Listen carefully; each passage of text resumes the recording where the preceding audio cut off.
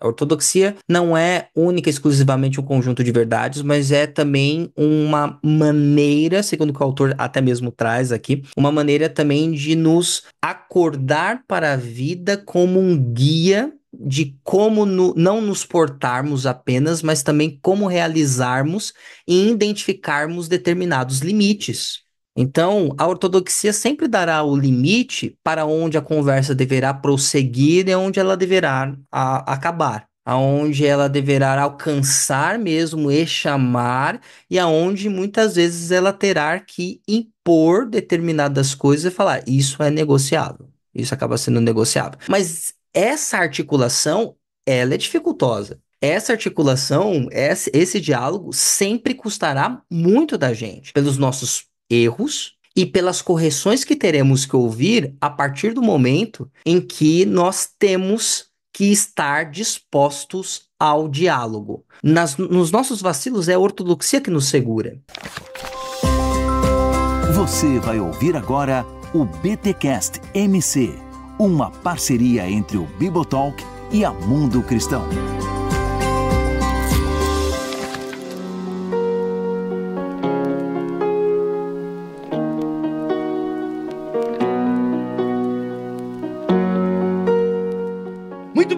Muito bem. Começa mais um BTcast MC, o da Mundo Cristão aqui em parceria com o Bibotalk. O de número 43.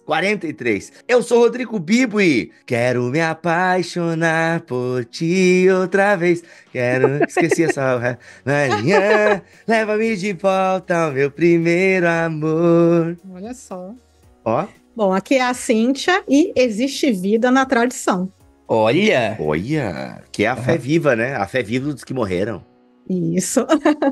Bom, vamos lá. Meu nome é Luiz Henrique e a ortodoxia é realmente emocionante.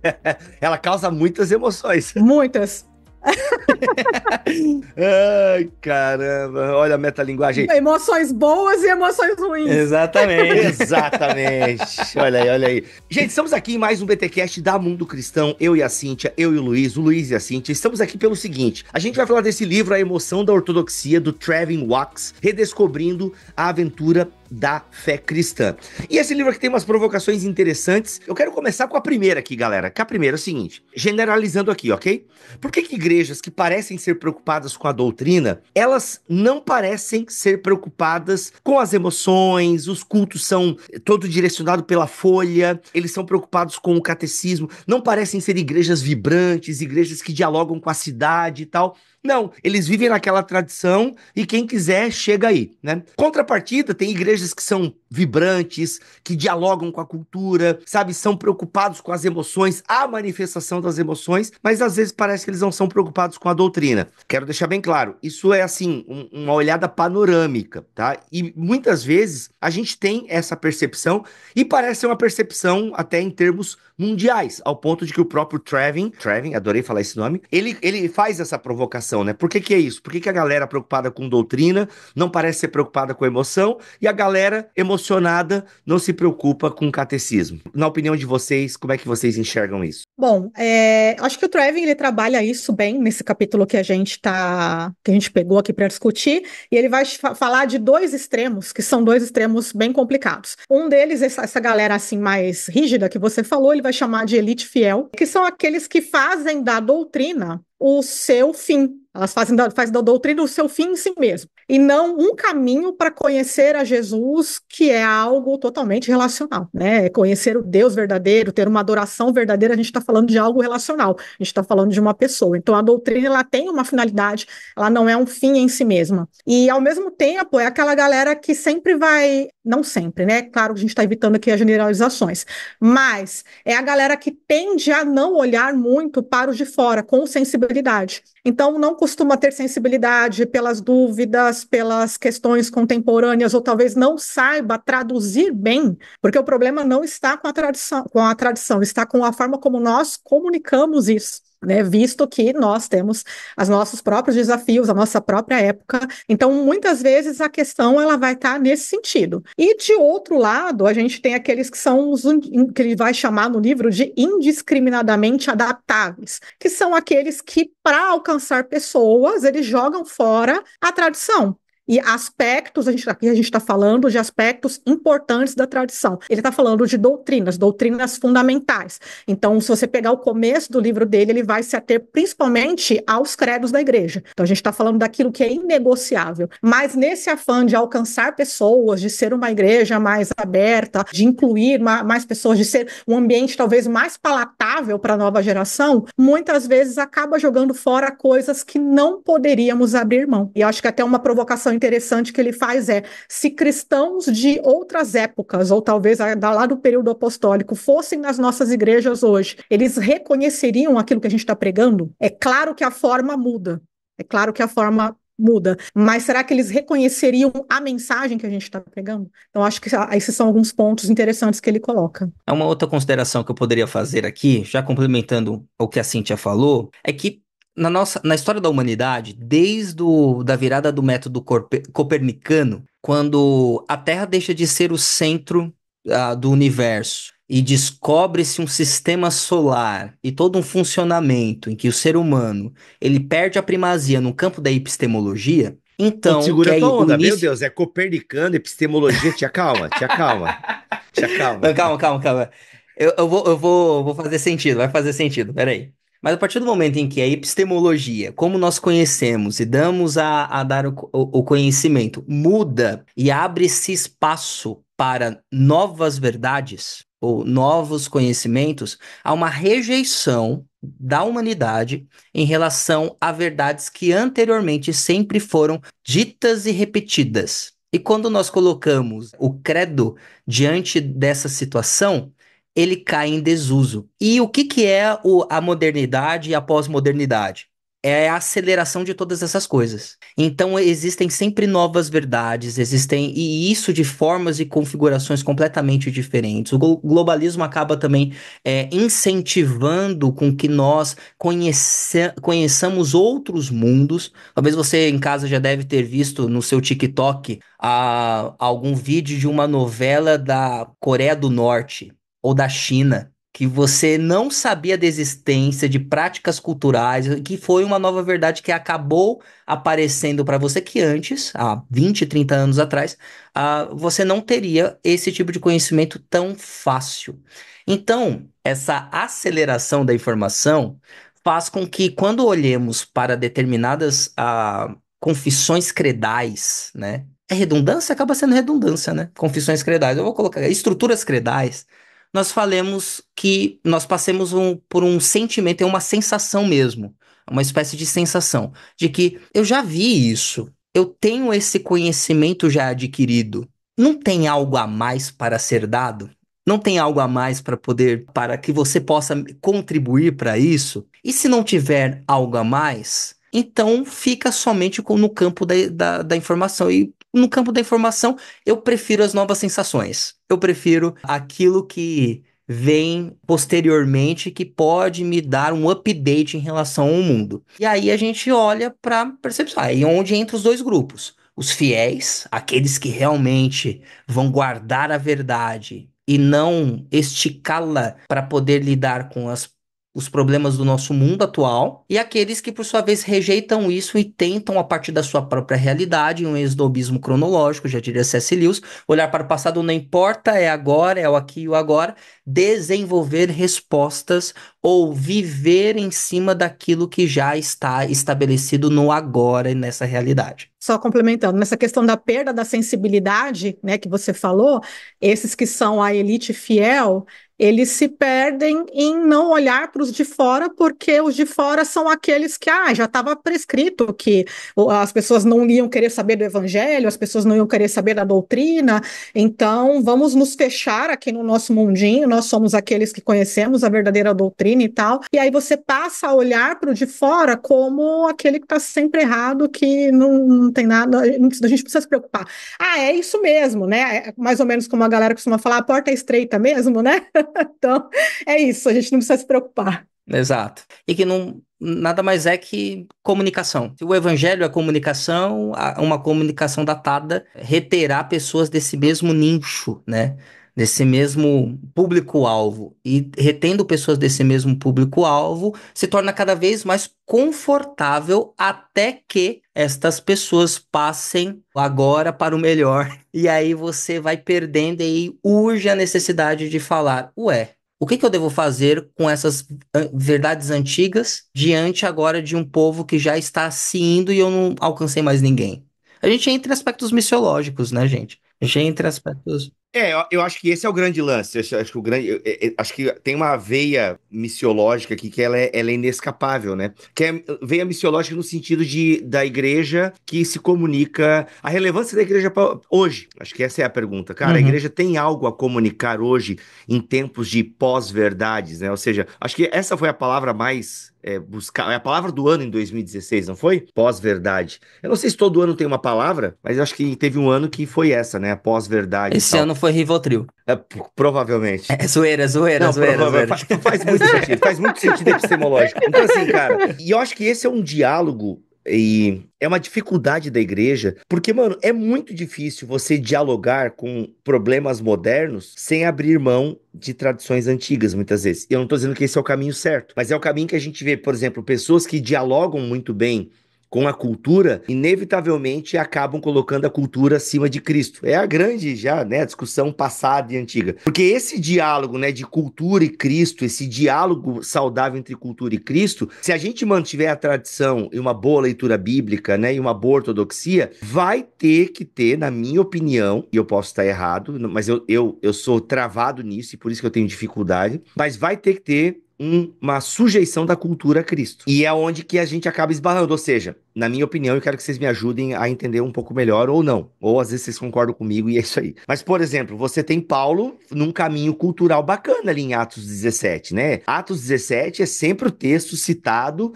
para falar de como a igreja deve agir com a cultura, aquela coisa. Paulo chega lá, entende, ele dialoga, cita os pensadores e tal. Só que, obviamente, que chega uma hora que chega um limite, entende? Ah, cara, agora tu passou da hora, entendeu? Agora tu passou, tipo, esse negócio acho que é a ressurreição, né, que causa ali a pedra de tropeço, e a galera diz, sobre isso te ouviremos outra hora. Então, assim, eu penso que esse desafio do dialogar com a cultura, isso que eu nem quero ficar levantando temas aqui, mas tem um tema, por exemplo, que me vem à cabeça, que, cara, não tem como a gente dialogar com a cultura nesse tema, porque o que a cultura quer é abrir mão do que a Bíblia ensina, e é muito difícil. E é um tema que pra mim hoje, né, enfim, eu não vou falar, vocês não vão saber, só quem tá gravando o podcast aqui sabe. Não dá, tu vai dialogar com a cultura, a galera, entendeu? Não dá. E a galera que dialoga com a cultura é sacrifica exegese e tal. É complicado isso, cara. E tem vários outros temas, assim, sabe? Que, cara, é difícil esse diálogo pra mim, assim. Eu tenho. Porque às vezes eu assim, cara, quer saber? Mano, vem pra nós aqui. A gente não precisa se adaptar a vocês, não. Vem pra nós. Mas eu sei que isso é limitante, é falho muitas vezes, enfim. Mas o que você ia falar, Cintia? Eu acho que a gente precisa ter em mente que a mensagem do evangelho, ela continua suficiente, ela continua atual, ainda tem ou deveria ter a capacidade, que é aquilo que ele mesmo propõe no livro, de nos emocionar, de fazer o nosso coração pulsar. Então, essa fé apostólica, essa tradição que a gente recebe, ela precisa comunicar alguma coisa, primeiro para a gente, dentro das igrejas, e depois a gente traduzir isso. Porque se a gente mesmo não for capaz de utilizar isso, é como se fosse um tesouro enterrado que a gente não consegue utilizar, a gente enterrou lá. Mas, gente, aí fica difícil, porque qual vai ser o nosso ponto de partida? Se a gente não conseguir olhar para essas doutrinas e perceber a riqueza disso, e que a partir disso a gente vai ter que fazer o nosso melhor. Claro que a gente não está sozinho, né, a gente conta aí com a nossa comunidade de fé, a gente conta. E isso é o fazer teológico no chão da igreja, né? E a gente conta, evidentemente, com aquele que é o mais interessado na missão, que é o próprio Espírito, que conduz a igreja. A gente precisa acreditar nessas coisas, que vai nos ajudar a traduzir isso. Mas, assim, não dá para a gente jogar fora a mensagem do Evangelho.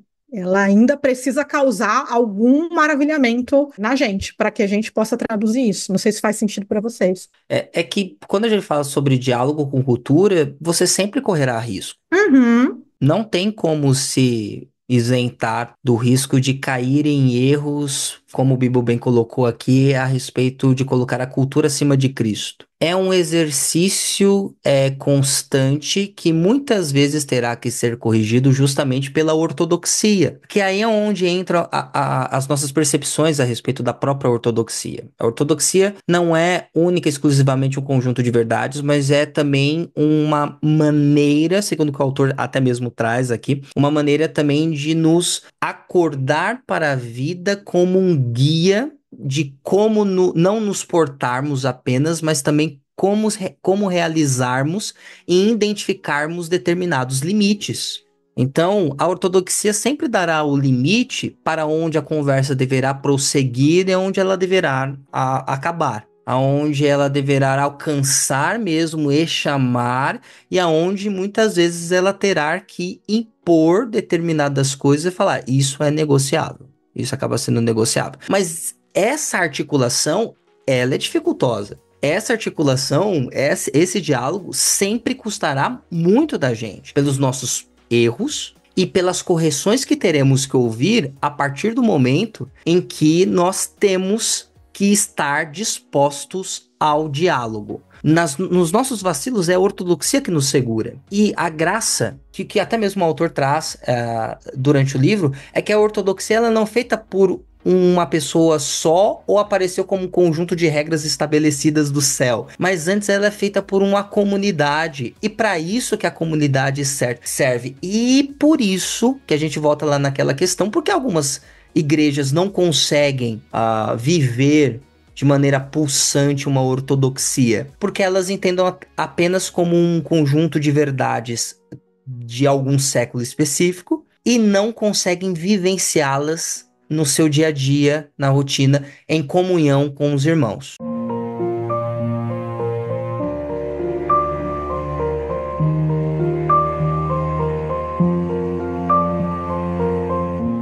Galera, aqui na página 202, o Trevin, que é amigo da Trace e do Tim, nome de colegial, né?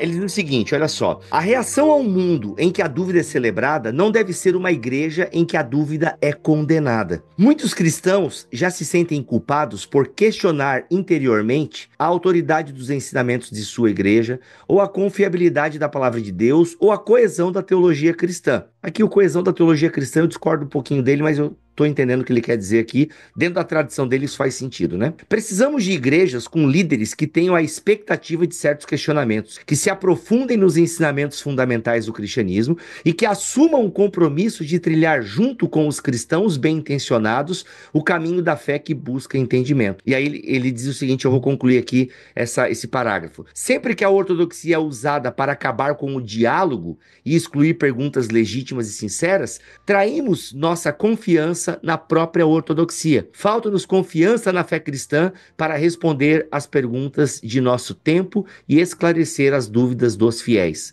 A verdade não tem medo de perguntas difíceis. Nós é que temos medo de verdades difíceis. O que vocês acham desse parágrafo? E depois eu quero fazer uma outra provocação que talvez até discorde um pouquinho do autor. Eu acho essa uma boa provocação do autor, porque nós achamos que por termos verdades antigas já tão bem estabelecidas, tão bem estudadas, não há espaço para mais dúvidas. E aquele que pensa isso, muitas vezes esquece de olhar o seu mundo ao redor e observar que ele está cada vez mais complexo. A sua realidade está cada vez mais complexa. Até pouco tempo atrás, nós não tínhamos uma discussão a respeito dos impactos que uma possível inteligência artificial poderia causar com a humanidade.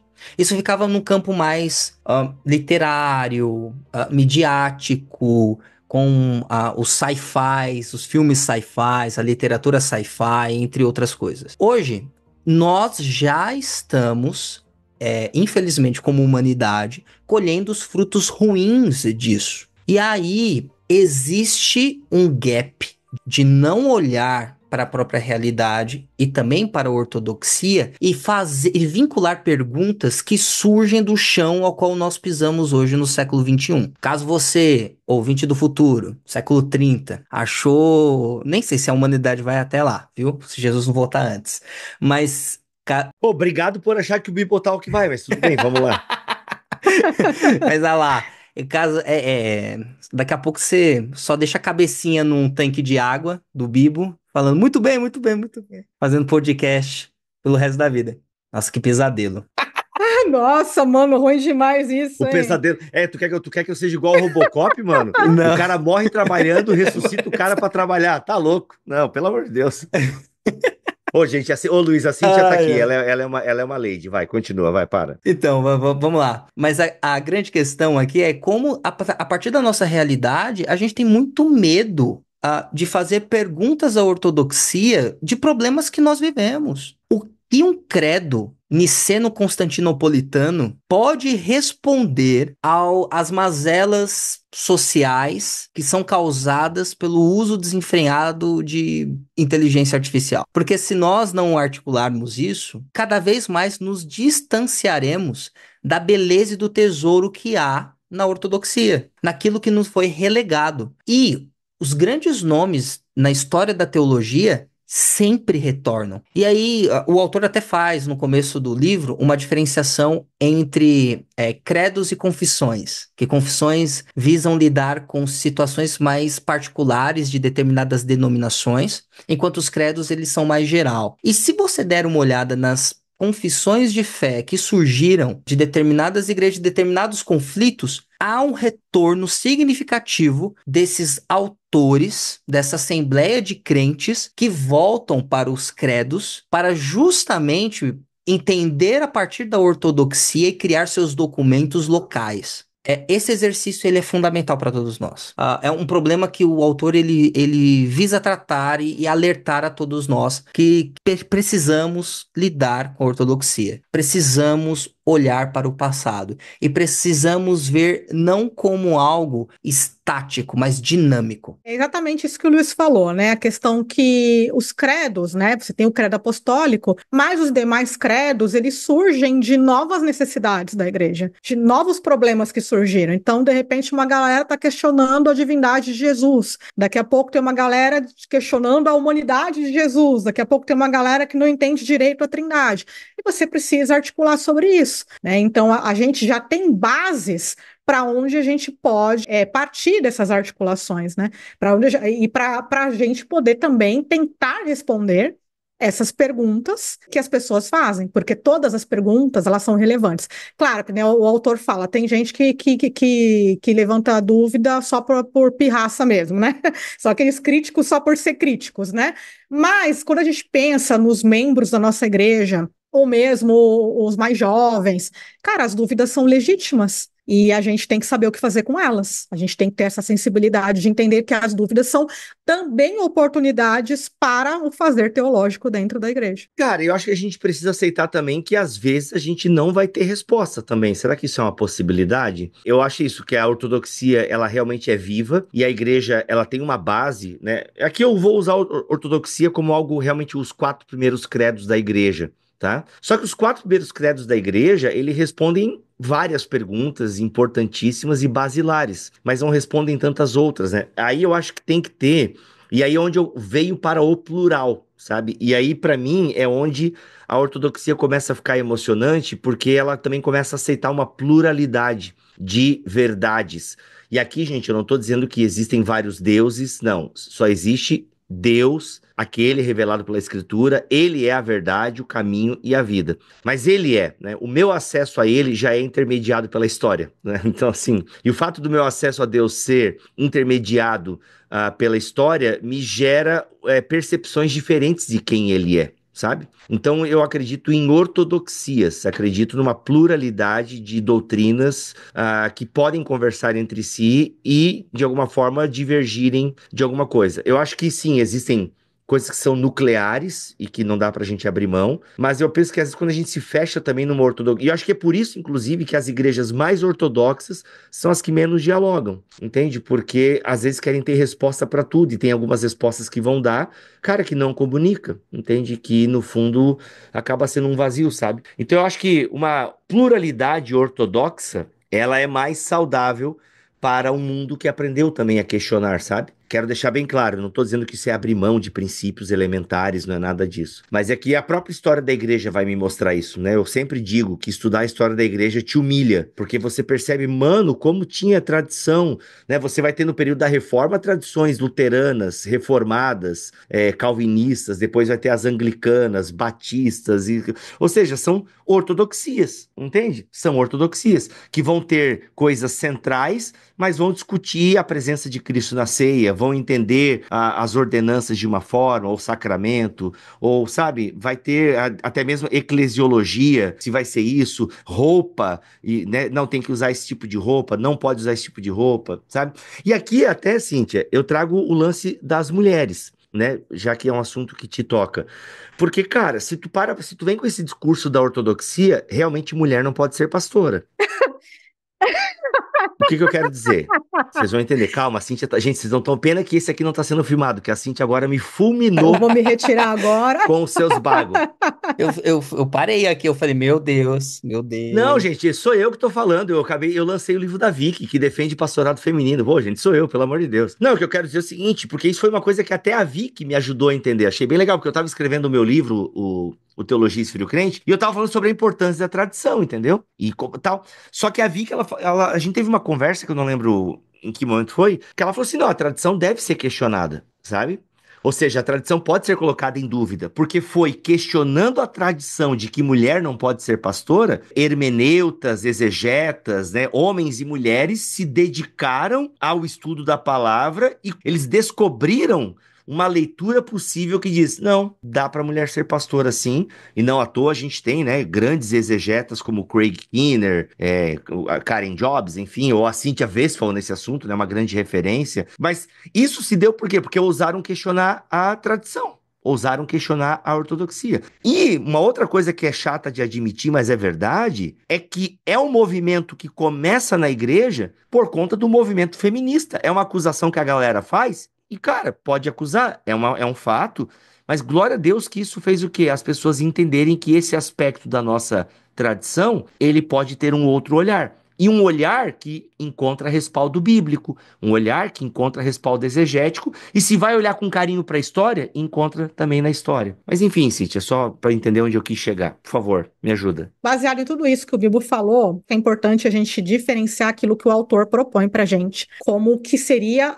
uma doutrina central e aquilo que a gente não discute, que é aquilo que está nos credos, aquilo que se refere à pessoa de Deus na Trindade, Deus Pai, Filho, Espírito Santo. Esses são os pontos centrais. E ele até mesmo fala no livro, né, que conforme os novos desafios foram surgindo, igrejas foram elaborando suas confissões. Então, credos são poucos, confissões são muitas.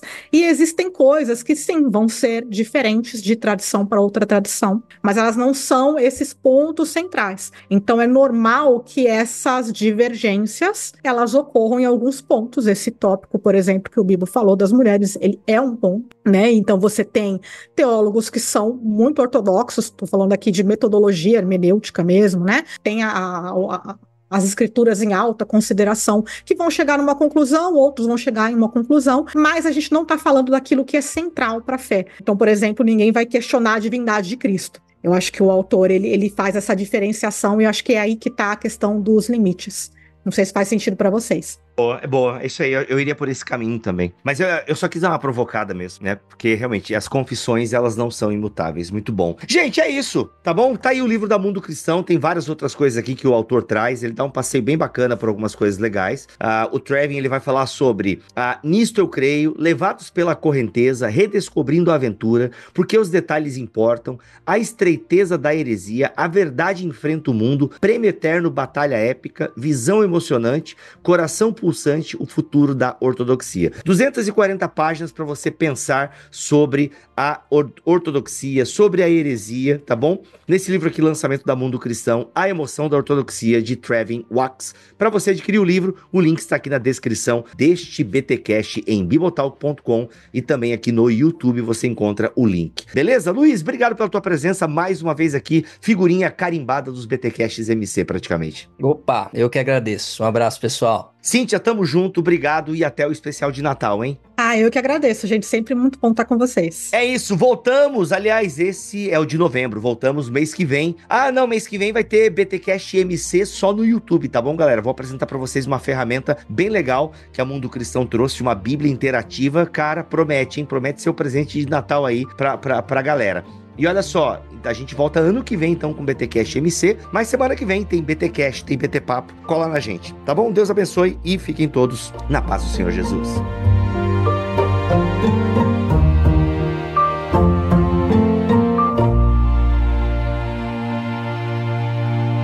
Este podcast foi editado por Bibotalk Produções.